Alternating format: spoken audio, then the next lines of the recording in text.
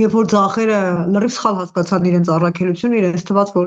լիբերալությունը դա ոչ թե միջին մարդու իրավունքների առավելագույնս պաշտպանությունն է եւ ժողովրդավարացումը, այլ մարգինալ խմբերի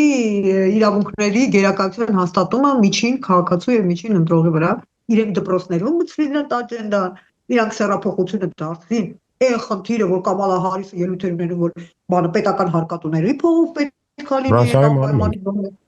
Իհարկե, ել չեմ խոսում եմ մասին, որ ֆրանսիական օլիմպիադա, որը գաղափարական առումով մենք հասկանում ենք, չէ,